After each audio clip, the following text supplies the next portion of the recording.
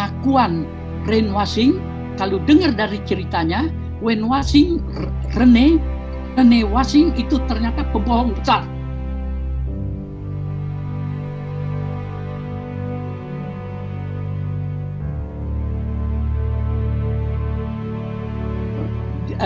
Michael berusaha untuk menolong brainwashing gitu. Dia berenang dengan menggunakan tangki outboardnya, tangki motor tempelnya itu, outboardnya itu, tangkinya saya tahu warnanya apa, mereknya saya tahu apa itu. Tapi yang pasti kalau dimakan buaya atau dimakan apalah tenggelam di itu bohong ceritanya itu. Karena brainwashing sendiri yang mengakui itu. 28 tahun kemudian saya dapat dia punya ceritanya itu. Kenapa itu? Kalau saya bicara ini, saya berani pertanggungjawabkan.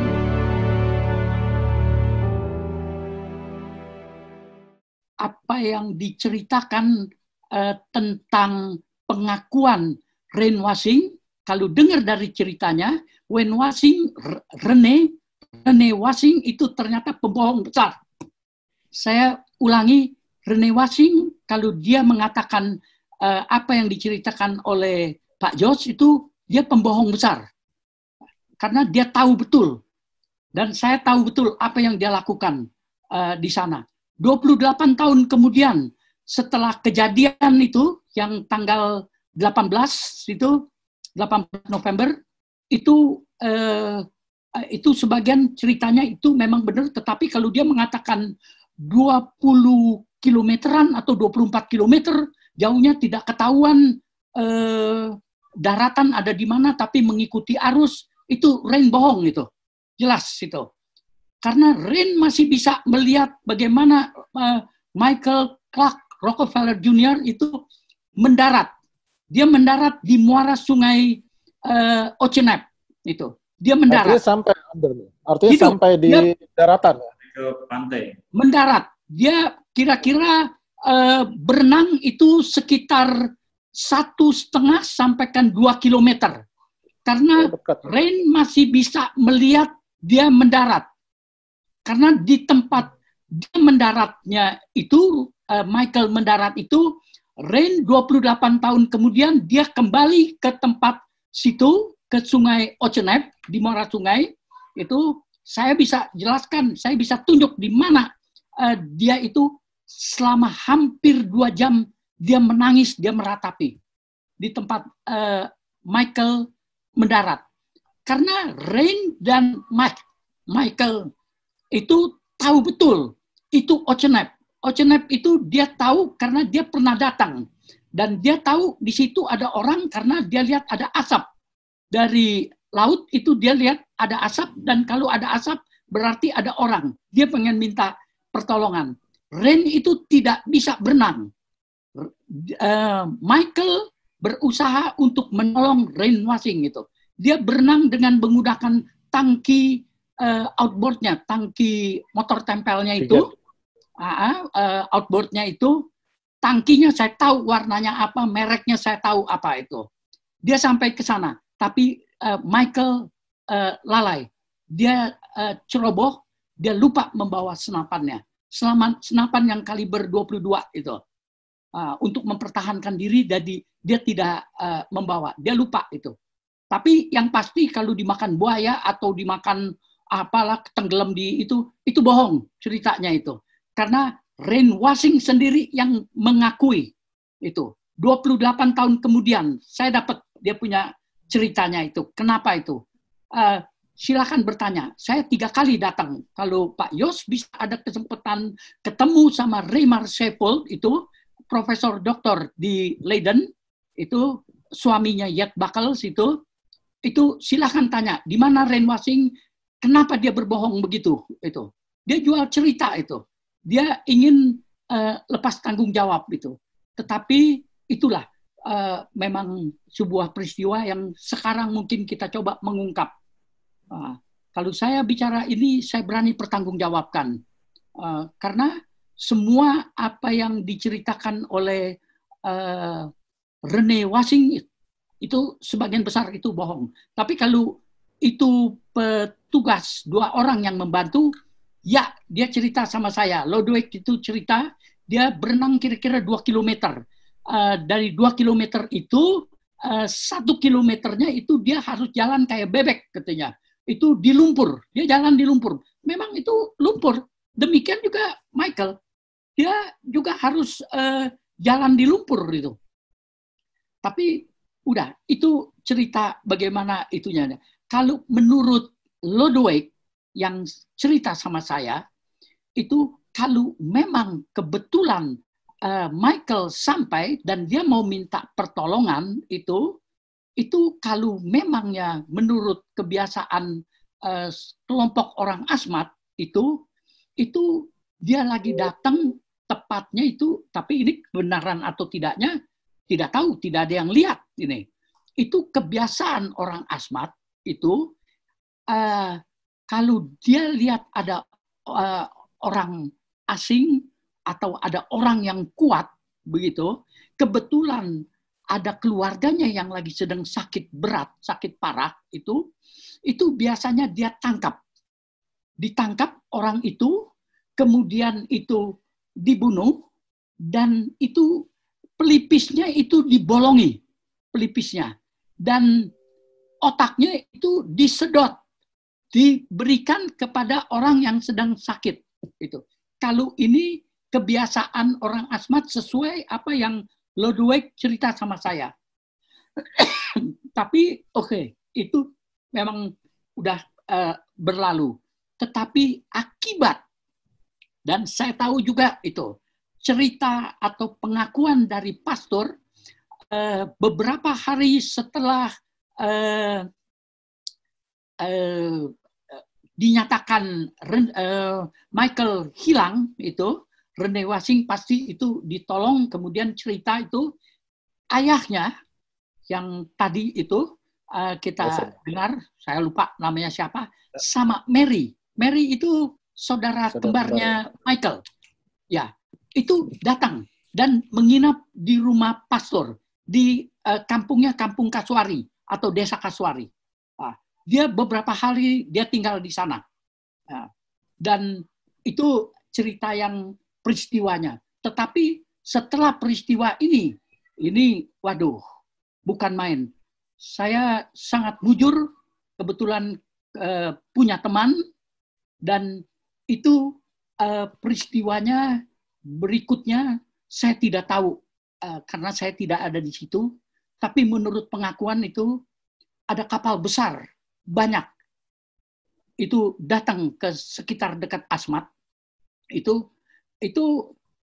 kapal induk ya, bukan kapal biasa. Kapal perang, Om Don. Kapal perang. Kapal perang mungkin, ya. Tapi yang paling pasti itu ratusan tentara berseragam mendarat di muara Sungai Ocenep itu sampai ke dalam kampungnya Ocenep itu orang dipaksa untuk mengaku dan untuk menunjukkan di mana mereka kubur atau sisa jenazahnya Michael. Itu kesian, 2 desa habis itu. Total 350 orang mati.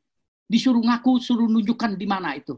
Orang asmat kita tahu. Satu kali dia bilang tidak tahu, sampai diputusi jarinya satu-satu, dia akan tetap mengatakan dia tidak tahu itu. Dan ini semua peristiwa ini disaksikan oleh 2 marinir kita, 2 anggota KKO yang ada di situ. Dia sudah berada di tempat itu sejak tahun 59. Jadi dia sudah 2 tahun ada di situ. Satu diantaranya itu orang Malang, gitu, KKO-nya itu. Dan itu 2 desa habis, Ocenep sama Pirian. Hanya mereka yang sedang bekerja bikin sagu itu yang selamat. Dan setelah kejadian pembantaian habis seperti yang kayak di itu yang seperti di Vietnam itu, yang di dalam gereja, karena saya tahu yang di dalam gereja itu apa yang dikerjakan, karena satu di antara tentara Amerika itu teman saya. dan dia terpaksa, dia bilang, saya sedih Don, harus membunuh orang di dalam gereja. Ada orangnya, teman baik saya. Masih hidup Om Don? Ya, teman saya. Tapi kalau itu kesian itu. 350 orang itu habis. Dia tidak tahu tepatnya. Dia perkirakan itu 350 orang dari 2 desa itu. Selanjutnya Sungai Ocenep itu, muara sungainya itu ditutup untuk beberapa bulan itu supaya tidak ada orang lagi tahu bahwa itu muara sungai. Karena mereka trauma, takut kedatangan lagi pembantai yang membantai 2 desa itu. Tapi kalau ada sekalian, kalau satu saat mau berkunjung ke Papua, ke Asmat itu, jangan pernah ngomong atau mengucapkan Rockefeller atau Rockefeller. Tapi orang Asmat mengenalnya Rockefeller. Hati-hati, mereka langsung curiga itu. Ya, cuman itu yang saya mau sampaikan. Tapi mohon maaf kepada Dr. Jos itu, tolong hubungi Remar Sepold, tanya di mana Rene Wasing itu. Rene Wasing itu ada di mana, dan kasih tahu dari saya. Saya cari dia 3 kali. Tahun 99, tahun 2000, tahun 2007 itu, dan terakhir saya tahun 2016. Saya cari dia, nggak pernah ketemu. Mungkin Remar tahu di mana Ren, dan kasih tahu dia itu pembohong kalau yang dia ceritakan gitu. Dan tanya kenapa dia kembali lagi 28 tahun kemudian. Dan dia menangis hampir 2 jam di tempat Michael mendarat. Kira-kira itu. Terima kasih. Mohon maaf kalau ada luar biasa Om Don. Merinding saya dengar cerita Om Don, karena ini dari referensi yang saya baca-baca cukup mengejutkan cerita ini, dan saya belum dapat cerita ini dari manapun. Walaupun benar yang seperti Om Don bilang, begitu kita ke Asmat, begitu kita bilang tahu cerita tentang Rockefeller, mereka akan tutup mulut 1000 bahasa. Itu yang sering saya lakukan ke sana sejak tahun 2011 sampai sekarang. Setiap saya coba menggali tentang Rockefeller, di sana juga banyak Abu Nawas, tapi rata-rata mereka akan tutup mulut gitu. Abu Nawas di sini dalam arti hanya ingin meminta uang rokok atau memeloroti kita lah, terutama di kampung-kampung ya. Jadi saya tahu cerita itu. Gimana cerita? Dia udah mulai bercerita dengan imajinasinya gitu. Tapi saya tahu kalau dia itu berbohong gitu. Nah, tujuannya hanya untuk minta uang rokok. Tapi kita namanya kita mencari data kan, ya itu adalah salah satu variasinya ya. Nah, tapi yang menarik juga 2017 akhir, November akhir ya, sebelum kira-kira 1,5 bulan sebelum Pak Jokowi datang, saya sempat ke Asmat ketemu Pak Bupati. Bupati ini pernah menjadi camat di Ocenep, Pak Don. Nah, saya coba gali dari beliau. Beliau mengatakan masih ada 3 orang saksi yang bisa dimintai keterangan. Warga sana langsung ya. 3 orang saksi ini sudah tua, dia tidak bisa berbahasa Indonesia. Dan Pak Bupati juga memberi kesempatan buat para dokumenter untuk ke sana gitu. Tapi karena ke sana itu dalam arti menggali data dari ketiga orang ini dengan membawa ahli bahasa dari yang mengerti bahasa Asmat ya, khususnya di daerah Pantai Kasuari. Tapi kalau kita memang benar yang seperti Om Don bilang, begitu kita bicara tentang Michael, atau mereka juga mengistilahkan Michael juga dengan beberapa nama juga memang, itu akan mereka diam, dan kalau yang bandel itu menjadi Abu Nawas yang seperti saya cerita tadi. Luar biasa. Kita lanjut atau lanjut ke Pak Risman atau dibuka tanya jawab dulu? Tanya dulu Bang Mas Anton, jadi biar bisa berkembang ceritanya dari Om Don. Jadi mungkin ini tadi ada yang nanya, ada yang dari Bu Mirlani Budistia, Pak Don kok tidak cerita ketemu dengan Mary Rockefeller? Ya. Oh iya, Om Don belum cerita perjalanan Om Don ke New York itu dalam rangka apa, mencari keluarga, menemuinya, sampai Om Don datang ke museum, sampai bahkan kalau nggak salah Om Don sudah di depan rumahnya ya untuk bertemu ya, udah ada janji atau batal. Mungkin Om Don bisa cerita, Mbak. Saya kebetulan diundang untuk menghadiri 100 tahun berdirinya di Explorer Club di New York, di hotel Astoria Waldorf Hotel itu. Acaranya di situ. Hadir kira-kira 6.000 sampai 6.500 orang para penjelajah dari seluruh dunia. Karena saya tertarik karena di situ ada 2 orang yang ingin saya ketemu dan ingin coba tanya, yaitu Sir Edmund Hillary itu, dan satu lagi Buzz Aldrin itu. Karena menarik sekali tentang Buzz Aldrin, saya hanya akan memberikan satu pertanyaan aja, saya akan perhatikan dia berbohong atau tidak, saya akan tahu itu. Tapi tidak bisa saya dekati karena dia dikawal terus, karena dia aset negara itu. Tentang itu, saya berikhtiar untuk ketemu sama Mary. Saya datangi ke Rockefeller Center, tapi yang Women's Rockefeller ini Foundation itu resepsionisnya orang negro, wanita besar sekali. Itu kaget melihat begitu saya beritahu bahwa saya pengen ketemu sama Mary itu. Dia lihat saya kayaknya ketemu setan itu, dia bingung ini. Sampai dia bilang, apa betul kau mau ketemu anaknya bos kami? Saya bilang, iya. Wah, kalau begitu harus bikin janji dulu. Artinya, saya bilang, oke. Berapa lama untuk bikin janji? Wah, dia bilang dia tidak tahu.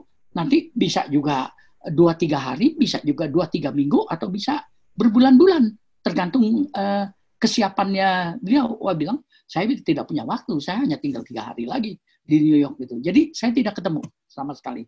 Lalu saya ketemu, saya hanya akan bertanya, apa betul Anda menginap di rumah pastor? Saya punya buku catatan ada 2 itu di Desa Kasuari, dan dia sama ayahnya itu. Dia menginap waktu menunggu kabar apakah Michael sudah ketemu atau belum itu.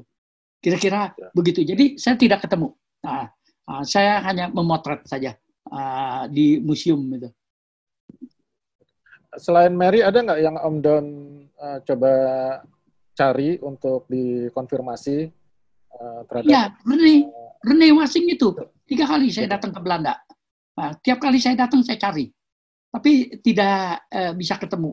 Mungkin Pak Jos lewat jaringannya itu bisa cari tahu di mana. Saya yakin Rene Wasing itu masih ada. Itu masih hidup dia. Kuncinya, kalau dia hidup, kira-kira seumur saya, sekitar 80-an atau 80 lebih, orang di sana usia panjang. Kira-kira gitu. Ya. Ada pertanyaan dulu, mungkin kita buka pertanyaan atau saya baca dari teman-teman nih di sini. Om Don, ini kisah Om Don ini kan sangat menarik. Ada kepikiran bikin buku nggak, Om Don? Saya dari dulu kan udah siapkan bikin buku, tapi saya khawatir kena dituntut sama keluarga Rockefeller. Itu kita tahu kan kebiasaan orang Amerika, kalau dia merasa dia terpojok dan tidak benar, itu dia akan habis-habisan kita dituntut gitu. Makanya saya ingin konfirmasi sama dia. Itu bisa jadi itu buku itu. Saya punya catatan lengkap, tiap hari itu Ludwig. Tiap malam saya suruh dia cerita itu. Ludwig masih hidup nggak, Om Don?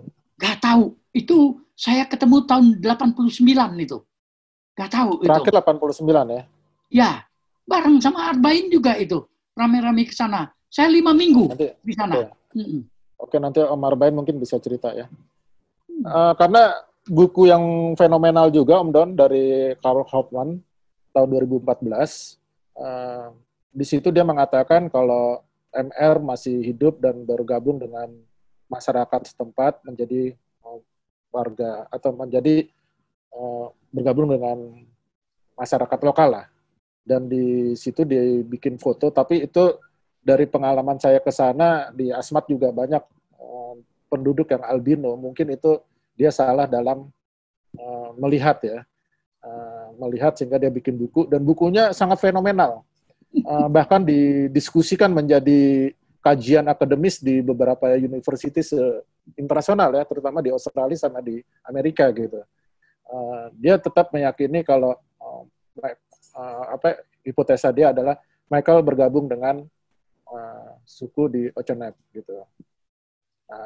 Artinya di sini saya menemukan ada beberapa kesimpulan, beberapa hipotesa.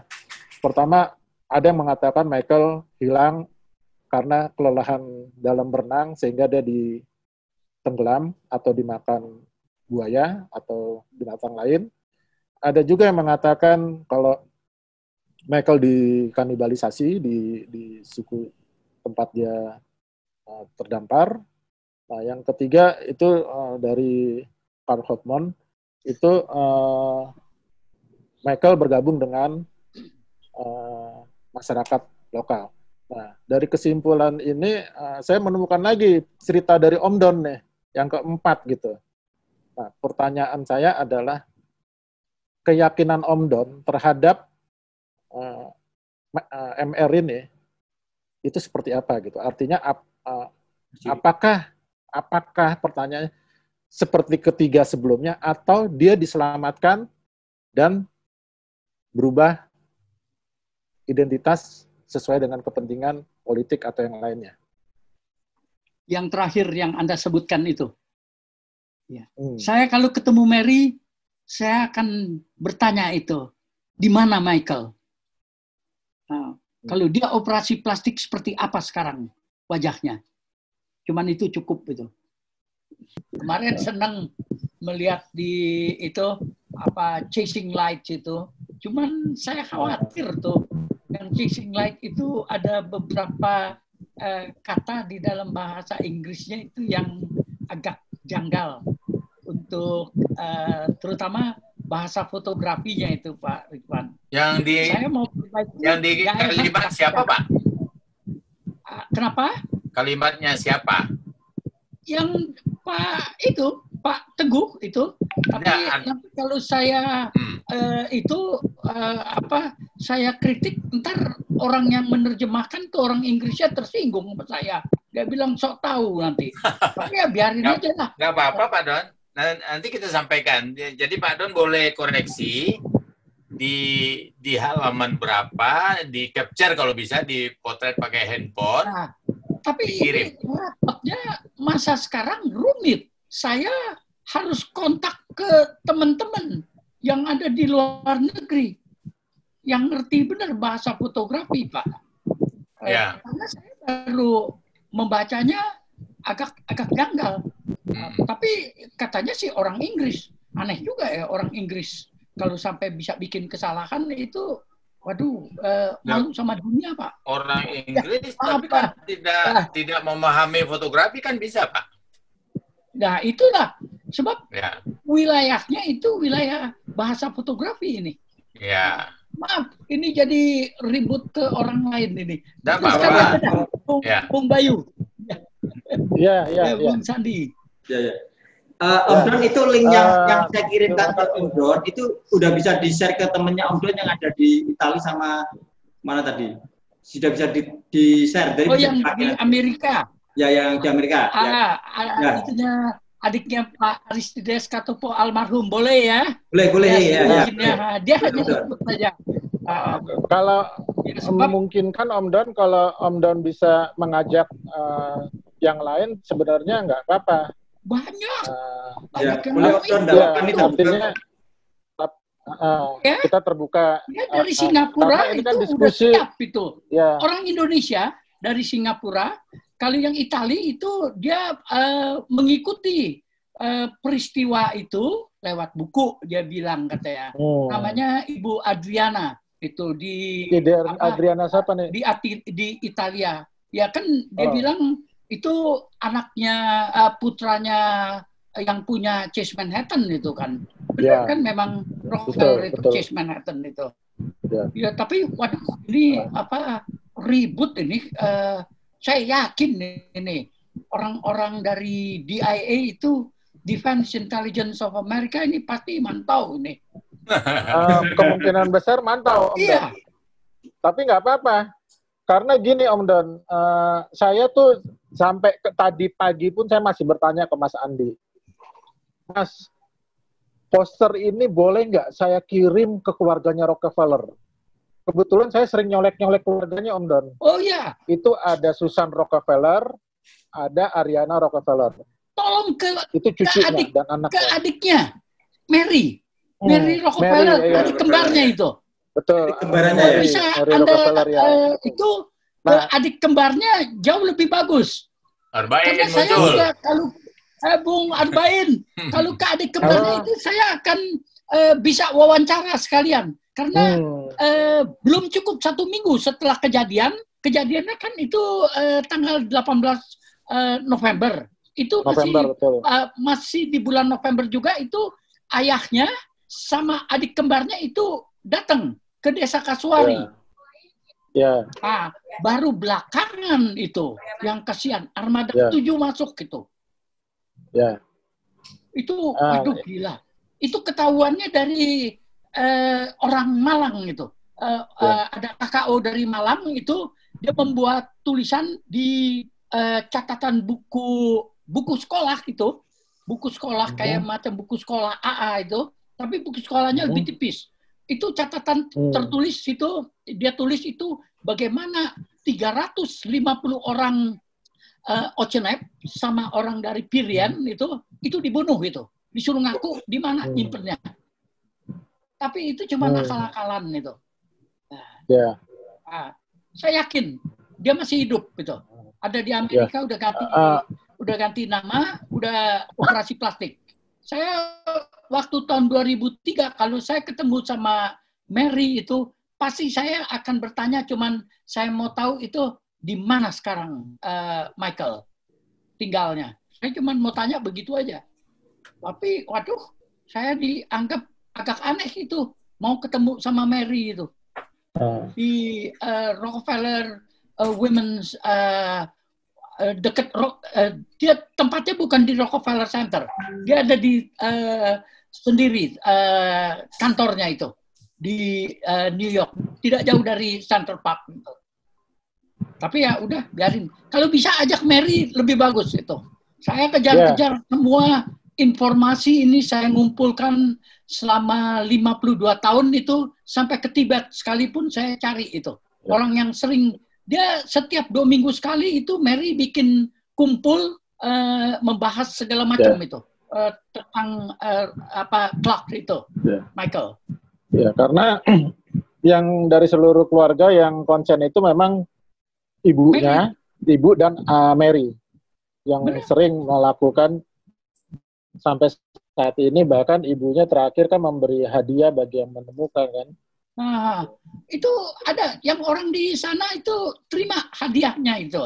Lodwick sama satu lagi yang pribumi karena itu dia terima itu jam tangan, kacamata sama apa lagi kalau nggak salah radio transistor itu.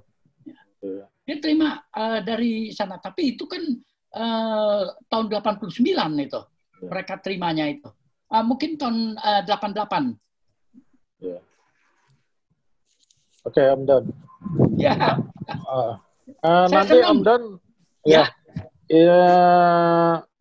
saya itu sampai nggak bisa tidur sama Mas Andi begitu Om Don, itu beberapa narsum, Mas Arbain, itu Pak Risman sama Pak Jos bersedia. Siap. Yang bingung itu saya sama Mas Andi, saya teleponan terus. Waduh, Mas Andi, ini sampai merinding saya, benar merinding gitu. Karena kan terakhir ketemu sama Om Don, kita ketemu di diskusi kampus Sanata Dharma Jogja waktu sama Emporini dan Mbak Baby. Kita datang. Itu kan saya masih tanya kan ke Om Don gitu. Tapi Om Don kan selalu mengingatkan saya, udah lupakan, dikerjain kita semua begitu. Tapi kan Om Don belum menjelaskan secara rinci kenapa begitu loh. Dan itu saya tanya juga waktu beberapa kali pertemuan sebelumnya dengan Om Don, jawabannya sama. Cuma kan makanya begitu ada forum ini, menurut saya luar biasa, sangat luar biasa sekali Om Don bisa bercerita nantinya gitu. Iya. Itu seperti itu Om Don. Nah, terima kasih sebelumnya. Omar Bain, apa kabar Omar Bain? Ya Om Don waktu kemarin habis dibalas biayanya sama Om Don itu, wah saya tuh sampai nggak bisa tidur semalam kan, ngeri bacanya. Ini bukan misteri ini. Urusannya panjang sih. Iya, urusannya betul. Masalahnya duit, politik, strategi Amerika berat ini. Itu kan flashback-nya itu ke tahun 53 itu. Waktu tahun 53 itu Amerika ingin minta konsesi kan itu ke pemerintah Hindia Belanda, Netherlands, New Guinea itu waktu dulu. Itu Belanda licik. Belanda mau menguasai sendiri. Tapi kita terus terang, kita berterima kasih sama Amerika dalam hal ini saja yaitu ya. Semua bahan intelligence itu dia kirim untuk Indonesia karena dia pakai tangannya Indonesia itu untuk usir Belanda. Inilah yang terjadi pepera itu tahun 63. Dan itu kalau Soeharto itu udah dipersiapkan dari tahun 59 itu. Tapi yang hal-hal ini kita nggak usah kutak-kutik ya. Makanya, karena itu satu paket itu. Irian Barat sama Timor Timur itu satu paket. Tapi Timor Timur itu salah survei. Bisa, memang ada, tetapi biayanya kalau diolah sekarang itu tidak ekonomis itu. Dalam sekali Timor Gap-nya itu. Makanya ditinggalkan. Amerika itu tinggalkan lagi kan Timor Timur. Itu satu paket itu tahun 59 itu dipersiapkannya itu. Dan itu kita tahun 59 itu sudah masuk ke Papua itu. Ke Asmat terutama yang 2 anggota KKO. Nah, itu saya dapat informasi dari KKO sama informasi orang yang mengantar si Rene. Itu bacanya Rene atau Ren ya? Ren Wasing atau Rene Wasing. Dia Belanda kan? Dia kan Belanda. Dia kan Belanda Om Don. Ngucapnya namanya Rene. Rene aja kita bilang. Pakai bahasa Indonesia aja Om Don. Rene. Rene ya. Rene.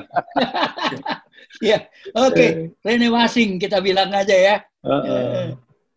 Ya, itulah dipersiapkan itu. Wah, bukan main lah. Kita berterima kasih sama Amerika pada saat itu. Kita dibantu. Akhirnya setelah dapat ya itu. Tapi ya risikonya ya dia yang dapat untung. Soeharto nomor 1 udah itu. Waduh, uangnya itu nggak habis, bukan 7 turunan. 20 turunan juga nggak akan habis itu. Ya. Yang terbanyak itu setahu saya itu ada di Cayman Island itu. Bank-bank di Cayman Island. Nah, awalnya di Swiss. Yang di Swiss sebagian besar dipindahkan ke Cayman Island itu. Karena saya tahu siapa yang nganterin itu. Orangnya itu. Iya, Om Don. Maaf. Ya. Nggak apa-apa. Itu suatu referensi, suatu cerita yang menarik menurut saya ya.